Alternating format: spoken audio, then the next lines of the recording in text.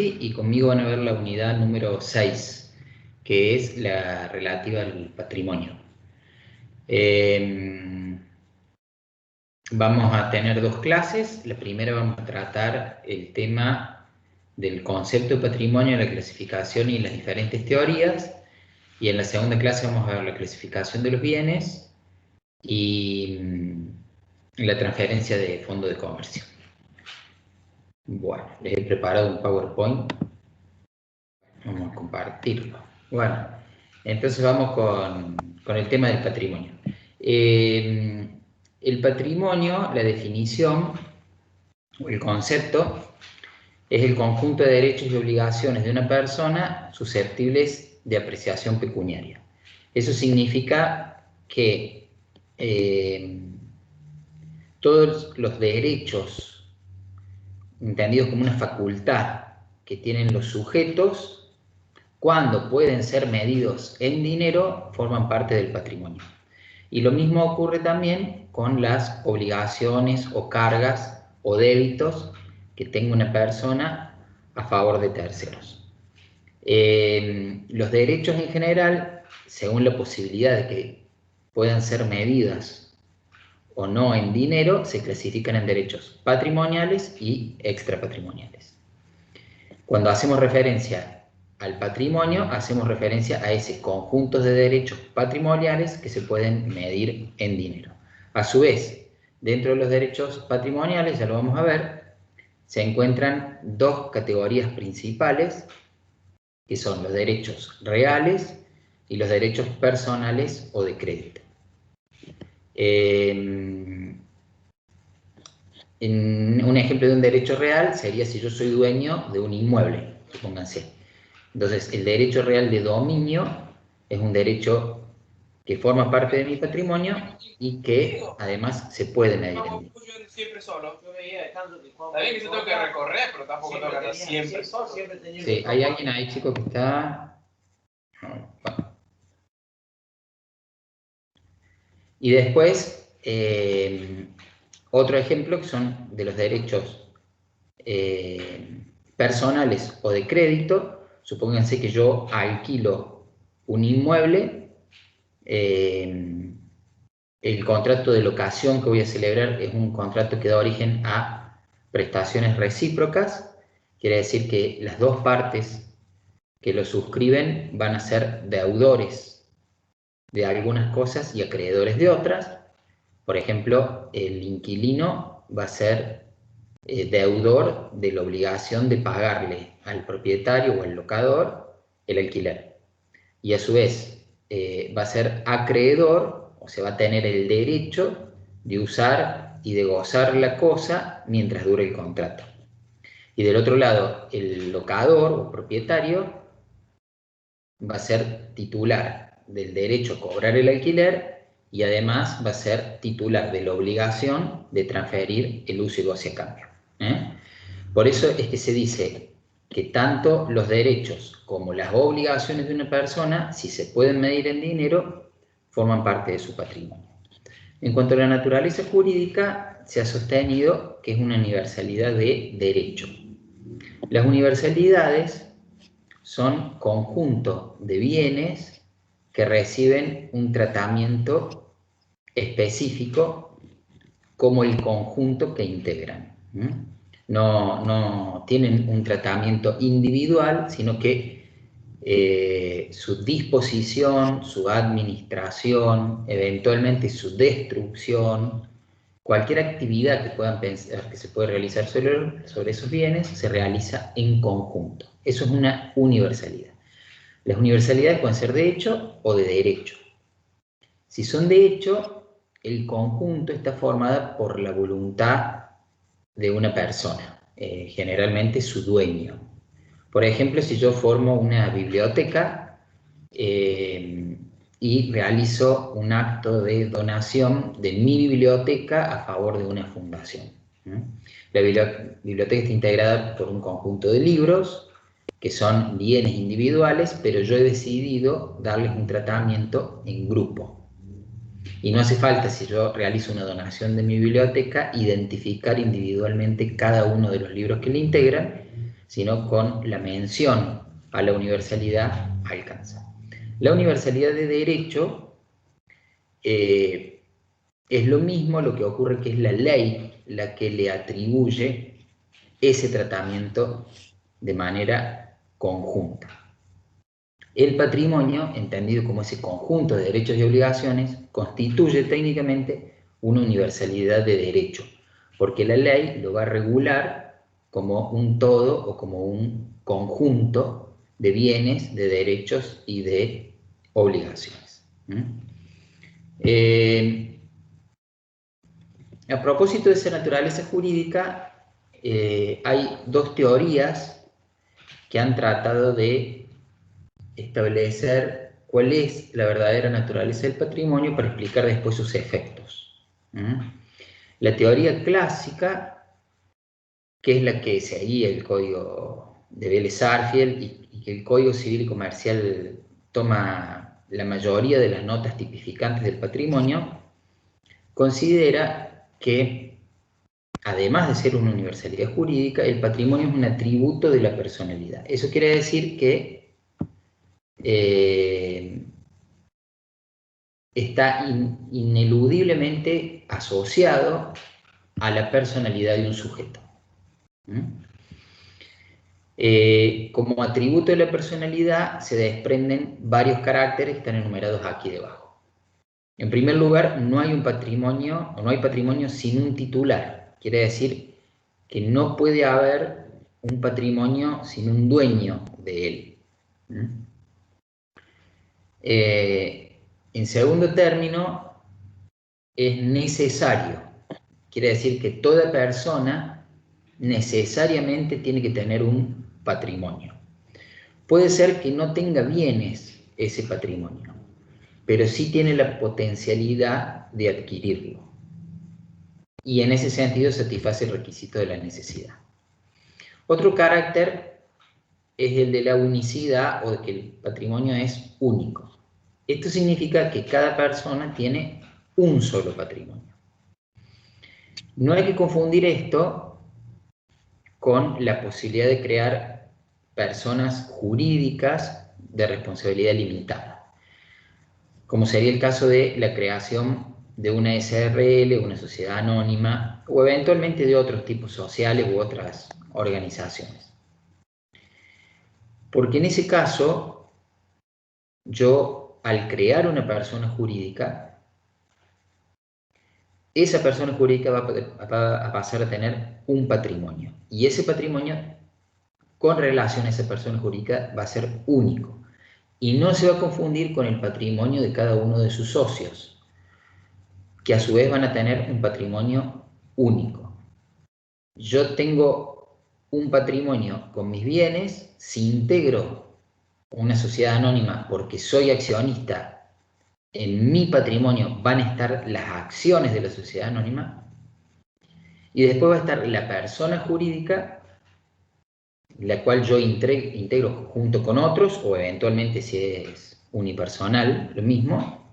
Esa persona jurídica a su vez va a tener su propio patrimonio, que va a estar integrado por los bienes sociales, por los aportes que hayamos hecho y eventualmente por las obligaciones que contrajo, que no se van a confundir con el patrimonio mío, que soy uno de los socios. El patrimonio no puede transmitirse in totum, quiere decir que es inalienable o inenajenable. Yo no puedo transferir todo mi patrimonio como tal, de tal manera que a partir del acto de transmisión, el que lo reciba va a adquirir todos los derechos y obligaciones que me pertenecen a mí. Yo lo que puedo hacer es disponer de los bienes que integran mi patrimonio, pero el patrimonio como tal no se puede disponer. Y después tienen otro carácter más que se llama idéntico a sí mismo. Quiere decir que el patrimonio es, como concepto ideal, siempre el mismo. Lo que puede variar son los derechos y los bienes que lo integran. Por ejemplo, si yo, los clásicos lo explicaban como si el patrimonio fuese una gran bolsa, a la cual pueden ingresar o salir derechos y obligaciones. Hay bolsas, digamos, de gente rica que va a estar llena de bienes, y hay otras bolsas de gente pobre que a lo mejor tiene muy pocos bienes o casi ninguno. Lo que siempre va a ser el mismo, mi patrimonio siempre va a ser el mismo, en el sentido que siempre va a ser la misma bolsa, y eso no va a cambiar. Lo que va a cambiar es lo que está dentro, lo que yo integro. Y después tenían la otra teoría, que es un poco más moderna, de los autores alemanes de comienzos del siglo XX, fines del XIX, que empiezan a trabajar con la posibilidad de que existan patrimonios de afectación, es decir, que una sola persona pueda tener más de un patrimonio. Y para eso es como, usando el ejemplo gráfico que usaban los clásicos, es como si una sola persona, sea humana o jurídica, tuviese dos bolsas diferenciadas. De tal manera que habría derechos y obligaciones que entrarían en una bolsa y derechos y obligaciones que entrarían en la otra, y que no se podrían confundir entre sí. ¿Por qué eso sería relevante? Porque los acreedores que yo tengo de un patrimonio, ya vamos a ver que pueden atacar cualquiera de los bienes que lo integran, es decir, cualquiera de los bienes que están dentro de la bolsa, en la cual se ubica su crédito, para mí una obligación. Si yo tengo dos patrimonios, esos acreedores no podrían atacar los bienes que están en la otra bolsa. Y viceversa, los créditos que hubiesen nacido en contra del patrimonio en esta segunda bolsa por la administración que yo haga, van a verse garantizados solo por los bienes que integran esta segunda bolsa, y los acreedores no van a poder atacar los bienes que están en la primera. Esa es la idea básica de la creación de cualquier patrimonio de afectación. Poder separar, según cómo se han originado, los créditos y las deudas, para que después no se mezclen o no se confundan. Los autores de la teoría moderna señalaban algunos ejemplos donde se daba un tratamiento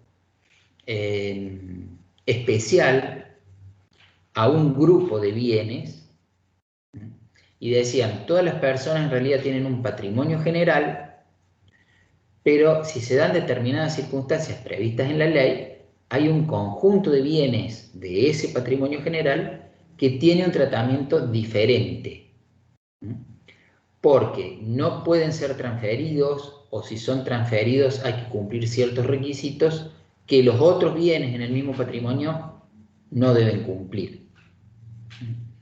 Y los ejemplos que daban están acá enumerados en esta ficha. Los van a ir viendo ustedes a medida que avance el estudio de la carrera. Les doy algunos. La herencia aceptada con beneficio de inventario es cuando se produce la muerte de una persona, continúa su personalidad los herederos. Esos herederos, una vez que son reconocidos como tales, tienen que, sus bienes, digamos, los bienes del causante, del que fallece, se incorporan al patrimonio de los herederos, pero si aceptan con beneficio de inventario, que es el efecto de la ley, no tienen que hacer nada para que se produzca ese efecto, es lo que se produce de manera normal, significa que esos bienes que ellos han recibido van a ser los que van a estar afectados al cumplimiento de las obligaciones que tenía el causante. Y si los bienes no alcanzan para cubrir esas obligaciones, el heredero no va a tener que sacar bienes de su propio patrimonio para pagarlas. Por ejemplo, mi papá tenía un montón de deudas por 20 millones de pesos a distintos acreedores y como único bien, a su fallecimiento, queda un inmueble que vale 10 millones. Cuando yo acepto la herencia, esos bienes que eran de mi papá van a pasar a ser míos porque yo continúo su personalidad. Pero los acreedores, que eran los acreedores de mi papá, no van a poder ejecutar sus créditos en contra de mis bienes propios, sino solo sobre la casa que yo he recibido y hasta ese límite. De ahí que hay ciertos bienes que están en mi patrimonio, que sería el ejemplo de la casa, que recibe un ejemplo específico. Cuando vean la ausencia con presunción de fallecimiento, esa sí la vieron ya. En la ausencia con presunción de fallecimiento, mientras dura el periodo de prenotación, los herederos tienen la administración de los bienes y no la disposición, por eso tienen bienes en su poder, en su patrimonio, que tienen una regulación especial. De todas maneras, las características que presentan estas situaciones específicas, se trata siempre de un conjunto de bienes delimitado y que la autonomía de la voluntad, o sea, la voluntad que tiene su titular en su constitución es muy limitada, porque solo están reconocidos por la ley.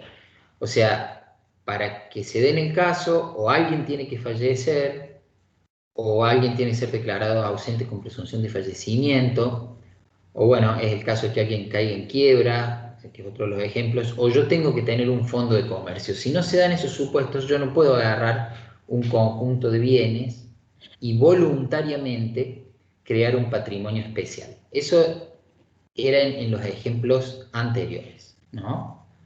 Hasta que apareció en nuestro derecho una figura jurídica que se llama el fideicomiso, que es verdaderamente la que permite la constitución de un patrimonio de afectación. En el fideicomiso, yo acá les he hecho un dibujo que explica cuáles son los sujetos que intervienen y de qué manera funciona el patrimonio de afectación. La figura del fideicomiso en sí la vamos a ver en el privado 2. Pero lo que podemos ver hoy son los aspectos generales para que entiendan esta idea de la separación patrimonial. Hay 4 sujetos, como ven acá: el fiduciante, el fiduciario, el beneficiario y el fideicomisario. En un fideicomiso, el fiduciario es el que va a pasar a tener 2 patrimonios separados. Uno es el patrimonio general que él tenía por el solo hecho de ser persona. El fiduciante también va a tener su propio patrimonio general, el beneficiario también y el fideicomisario también. Y cuando se constituye el fideicomiso, este fiduciario va a tener además una segunda bolsa, que es el patrimonio separado de afectación. Los bienes que integran esta bolsa, los bienes iniciales, el aporte inicial, lo va a hacer el fiduciante, que es el que realiza el encargo al fiduciario y el que hace el aporte. Además, este fiduciante le va a decir al fiduciario qué tiene que hacer con esos bienes. Y una vez que él transmita los bienes al fiduciario, esos bienes que él transmite van a salir de su patrimonio. Por eso es que los acreedores del fiduciante, una vez que los bienes pasaron acá, ya no los van a poder tocar, salvo que puedan acreditar la existencia de un fraude o de algún tipo de ilícito. ¿Qué va a hacer el fiduciario con este patrimonio separado? Él tiene que administrarlo y cumplir los fines impuestos por el fiduciante. En esa administración, él es muy posible que tenga que contraer deudas, porque el patrimonio se lo exige. Tiene que tener la precaución de que cuando contrata con algún acreedor, cuando establece alguna deuda con un acreedor, tiene que avisarle que lo hace en carácter de fiduciario, ¿no?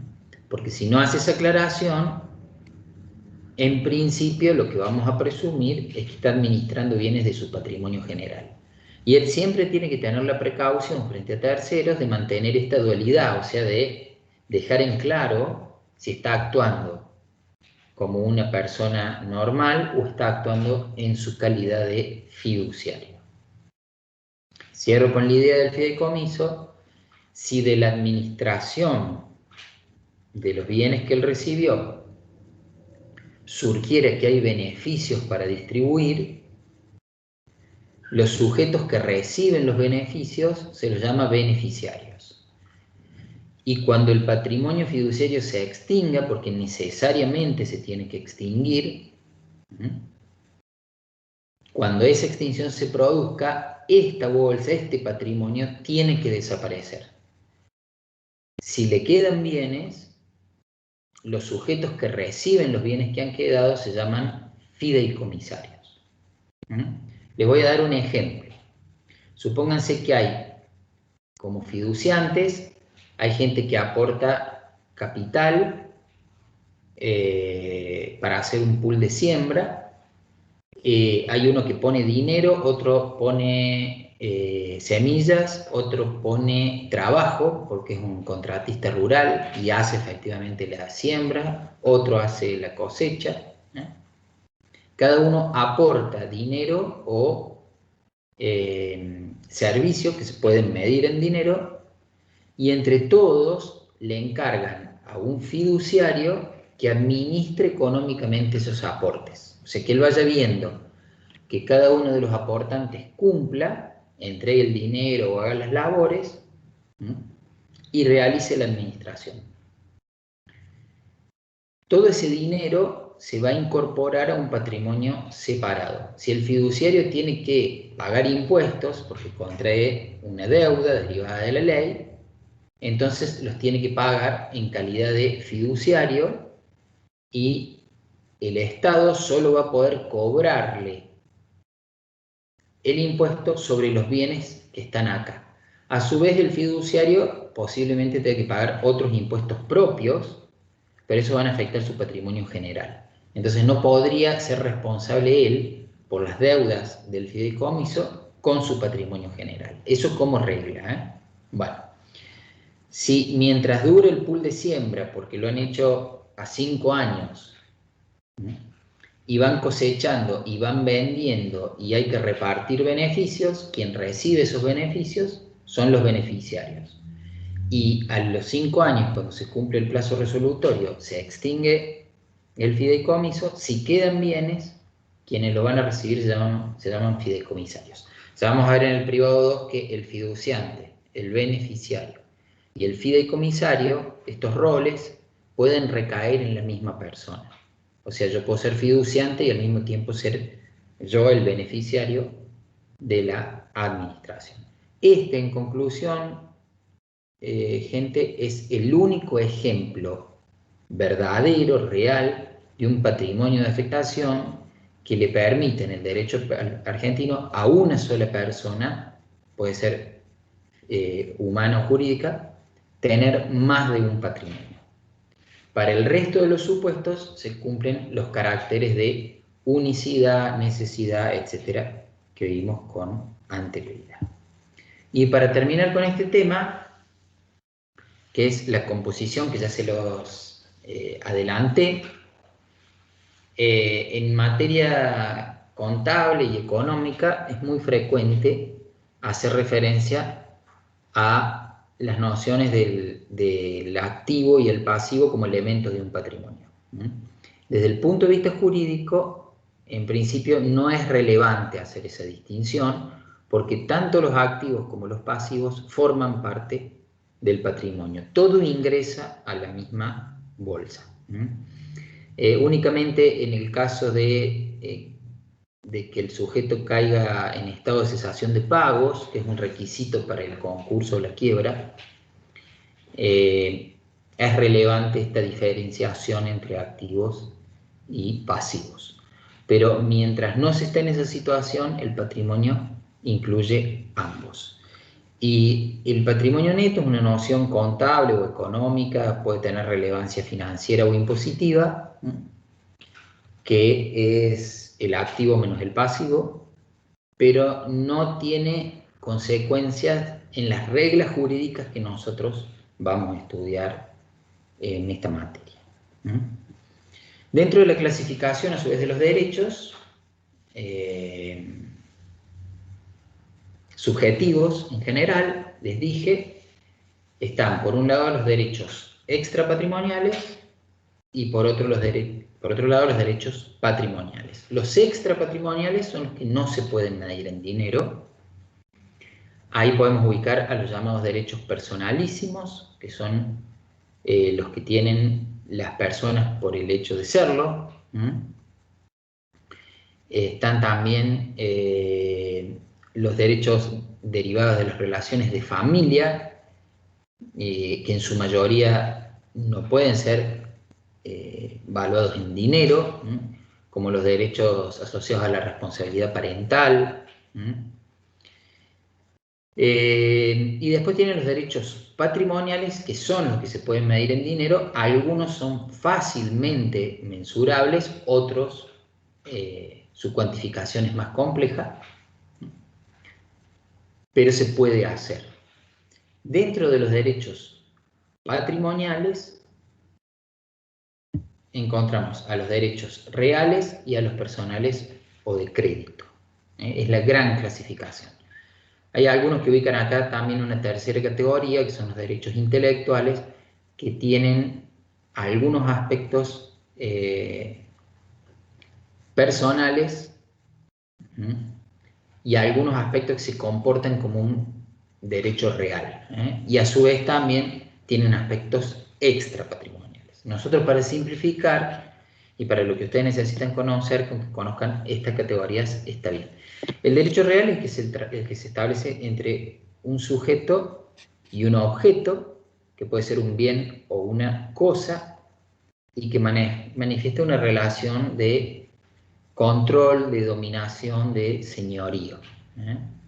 El ejemplo más frecuente del derecho real es el de dominio, cuando yo soy dueño de algo.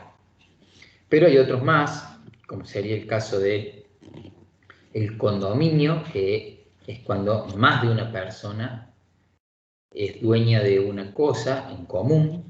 Eso significa que se establecen reglas distintas a las del dominio.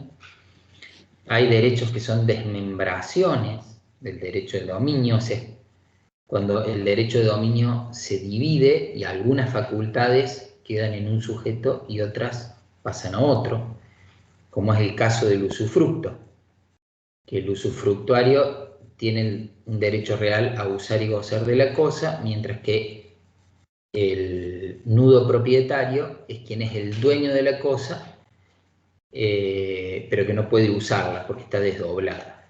Cuando se extingue el usufructo, él va a reabsorber esas facultades que se habían desprendido. Después hay otros que son de garantía, como la hipoteca, la prenda, la anticresis también. Hay desmembraciones que surgen como servidumbres, que pueden ser reales o personales. Bueno, en fin, hay varios tipos de derechos reales. Lo que tienen todos en común es que se lo denomina absolutos o erga omnes, porque el respeto del derecho real se puede exigir contra cualquier persona. Por su forma de creación son siempre legales. Solo la ley puede crear los distintos tipos de derechos reales. No solo tenemos el dominio, el condominio, la propiedad horizontal, el usufructo, etc. Pero cada uno de esos está reconocido en la ley. No podríamos las partes libremente crear un derecho real que la ley no tipifica o no reconoce. El régimen aplicable también es establecido por la ley. No puede una persona establecer un régimen diferente puedo decir, yo soy dueño, pero mi derecho de dominio va a tener unas características distintas al de otros dueños, eso no se puede hacer. Conceden derecho de persecución, porque el titular de un derecho real puede perseguir la cosa en manos de quien la tenga. Si a mí alguien me roba una cosa y yo identifico dónde está, puedo perseguirla, puedo pedir el auxilio de la justicia para que se secuestre y me la entreguen, incluso si esa cosa ha pasado de mano, si está en poder de un sujeto diferente a quien me la robó, también tendría ese derecho de persecución. Y también tengo un derecho de preferencia, porque cuando hay conflictos con otros acreedores, los titulares del derecho real son preferidos a los titulares de derechos personales o de crédito. Ya vamos a ver un poquito más adelante que el tipo de prescripción que se aplica acá se denomina adquisitiva. Esa prescripción lo que permite es adquirir un derecho real por el paso del tiempo. El ejemplo más común es el de la usucapión, que es cuando yo poseo un inmueble por más de 20 años y durante esos 20 años, tengo que hacerlo bajo determinadas condiciones, ¿no? Pero durante esos 20 años el dueño del inmueble, el titular, nunca me lo reclama, entonces voy a pasar a adquirir el derecho real. Y en cuanto a la duración, pueden ser perpetuos o pueden ser temporales. El derecho real de dominio es un derecho perpetuo, el usufructo no, en algún momento se extingue. En cambio, los derechos personales o de crédito, el ejemplo sería, si yo contrato, hago un contrato de alquiler, el vínculo que se establece entre el locador y el locatario da origen a derechos personales o de crédito. Tanto el locador como el locatario tienen derechos de crédito. En este caso, los elementos son tres, hay un acreedor y hay un deudor en los sujetos, y el objeto es una prestación que puede ser de dar, de hacer o de no hacer, pero a diferencia de los derechos reales que tienen dos elementos donde hay un sujeto y el objeto que es una cosa, el segundo sujeto, perdón, acá, que es el tercer elemento, está determinado. En los derechos reales es indeterminado porque se ejerce contra todos. En los derechos personales el acreedor solo puede exigirle al deudor el cumplimiento de la prestación y no a otros sujetos. Por eso es que la exigibilidad se llama relativa, es solo a quienes forman parte del vínculo, no se extiende al resto. Acá la forma de creación es libre, las partes pueden crear los derechos de crédito que quieran, en la variante que quieran, aunque no estén específicamente previstos en la ley. Yo, por ejemplo, puedo celebrar un contrato de garaje que no está tipificado en el Código Civil y Comercial, no hay un capítulo específico que regule esta modalidad de contratación, y yo voy a establecer en función del contrato de garaje, voy a establecer derechos y obligaciones los que quiera. Por eso es que el régimen aplicable es de acuerdo a lo que yo haya pactado, no hay limitación ahí. No da derecho a persecución ni a preferencia. Siempre estos derechos son temporales, los derechos personales o de crédito nacen para extinguirse, y el paso del tiempo no me permite adquirirlos, sino que produce el efecto contrario, los extingue o los aniquila. Si yo soy titular de un crédito y en un plazo determinado por la ley no lo ejecuto, no busco cobrarlo, ese crédito se va a extinguir por prescripción.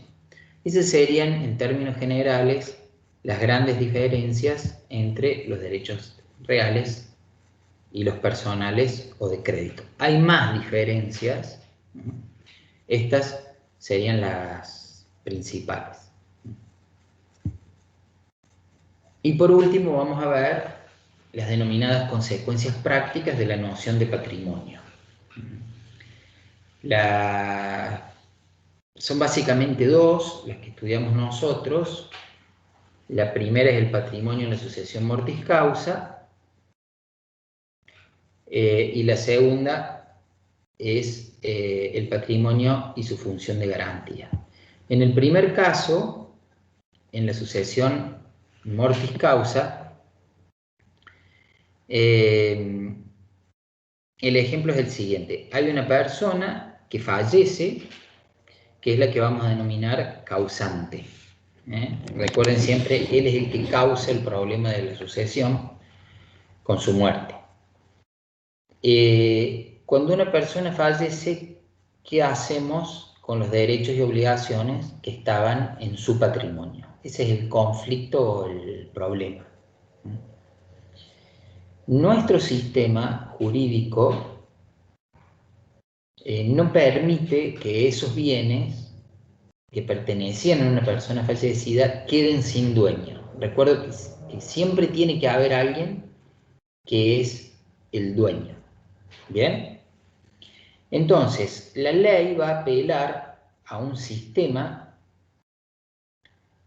que significa o que va a convocar en realidad a un grupo de sujetos, que puede ser uno o varios, que se denominan herederos y que van a ser continuadores de la personalidad del causante, de tal manera que ellos se van a transformar en acreedores y deudores de todos los que el causante era acreedor o deudor, desde el momento mismo del fallecimiento. Ese es el efecto, digamos, de esta noción de considerar al patrimonio como un atributo de la personalidad. Quiere decir que en ningún momento esos derechos y obligaciones quedan sin titular. Puede ocurrir que algunos de ellos se extingan porque se extingan con la muerte de la persona. Pero los que no se extinguen con la muerte se van a transmitir activa y pasivamente a los herederos. Este sistema, que proviene del derecho romano, en sus inicios se caracterizaba porque esa transferencia era inmediata y, producida la transferencia, el heredero que recibía los bienes de la persona fallecida, todo ese patrimonio se confundía con el patrimonio propio. Entonces podía ocurrir lo que alguna vez se decía, incluso hay algunas películas que lo reflejan, ambientadas en la época antigua, de que el heredero heredaba deudas y que tenía que afrontar las deudas que habían sido contraídas por su padre, por ejemplo, con su propio patrimonio. Este efecto fue morigerado hace muchísimos años por un sistema que se denomina la aceptación bajo beneficio de inventario, que quiere decir que yo, como heredero, tengo que aceptar la herencia, y aceptada, la ley me reconoce el beneficio de inventariar lo que recibo para tener que afrontar las deudas solo con el dinero que recibí. Y si no me alcanza, no tengo que responder con los bienes que eran propios con anterioridad al fallecimiento del causante. Ese es el sistema que tiene el Código Civil y Comercial actual. La herencia se va a considerar aceptada con beneficio de inventario y solamente voy a tener que responder con mis bienes propios a las deudas del causante si actúo con una conducta que la ley me reprocha, es decir, me sanciona.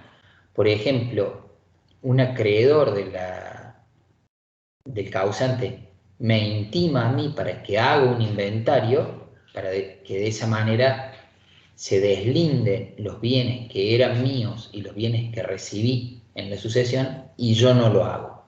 Entonces, como sanción, la ley me va a decir, bueno, los bienes que recibí se confunden con los míos y voy a tener que responder frente a este acreedor con todos mis bienes. Pero como regla, se va a considerar que los recibo bajo ese beneficio de inventario.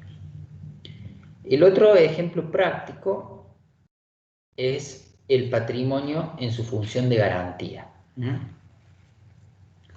Lo que quiere decir este efecto es que una persona responde frente a sus acreedores con la totalidad de su patrimonio, salvo que específicamente la ley establezca el carácter de inembargable o inejecutable de alguno de los bienes que integran mi patrimonio.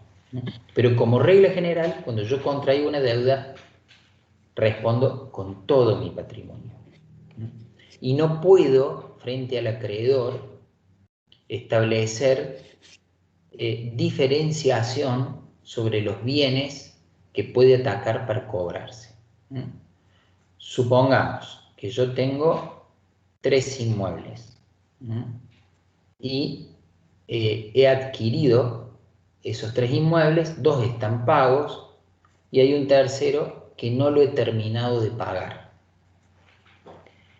El acreedor, en virtud de esa compra que he hecho que está impaga, quiere cobrarme ese crédito, yo no se lo pago voluntariamente, entonces acude a la justicia y pide que se trabe un embargo primero sobre los inmuebles para poder garantizar el cobro y después eventualmente puede pedirle al juez que subaste el inmueble, que lo remate, para que con el producido del remate él se pueda cobrar. No puedo yo, en este juicio que él me va a iniciar, exigirle al acreedor que solo embargue o subaste el inmueble que yo le compré y que no toque los otros 2. Porque él en realidad, siempre actuando de buena fe, podría atacar cualquiera de los otros. ¿Por qué lo haría? Bueno, imagínense que este inmueble que yo le compré y no le he terminado de pagar, está ocupado y tengo otro inmueble que está libre y que es más fácil de subastar. Entonces, él tranquilamente puede embargar el otro inmueble, aunque la deuda haya tenido origen en un negocio con un inmueble diferente. Esto se aplicaría también en una deuda de rentas, o sea, el fisco podría cobrarme lo que debo de rentas en un inmueble y buscar embargarme o ejecutarme un automotor, aunque el impuesto no tenga relación con el automotor, porque yo voy a responder con todos los bienes que forman parte de mi patrimonio. Eso es lo que significa que el patrimonio cumple una función de garantía. ¿Cuál es la excepción? Más allá de que no hay que confundir si hay personas diferentes o si está la figura del fiduciario, que el fiduciario ahí sí puede, si él tiene un acreedor del fideicomiso, decirle vos podés atacar solo los bienes fideicomitidos, no los bienes míos propios. O si él tiene un acreedor personal propio, puede decirle no, vos no podés embargarme estos bienes porque forman parte del patrimonio fiduciario y yo los tengo separados. Salvo esos supuestos, es la regla que les expliqué. Hay bienes que son considerados por la ley inembargables, sí. Hay determinados bienes que muchas veces por razones de índole para proteger derechos personalísimos o de índole social, la ley considera que no se pueden embargar. Hay algunos que son completamente inembargables, y hay otros que son parcialmente inembargables, como sería el caso del salario o del sueldo, que solo se puede embargar en una proporción. En el material ustedes los pueden ver, cuáles son algunos de los ejemplos de esos bienes inembargables. En el caso de ustedes que están estudiando para contador público, los bienes que se utilizan para el ejercicio profesional y que son indispensables, esos no son embargables.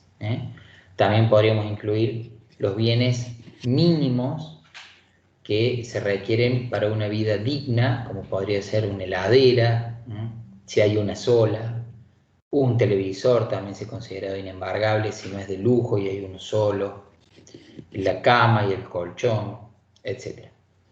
Y por último, hay que mencionar que en el funcionamiento del patrimonio como garantía, puede ocurrir que los acreedores, cuando atacan los bienes incorporados a un patrimonio, sean clasificados por la ley en una especie de jerarquía.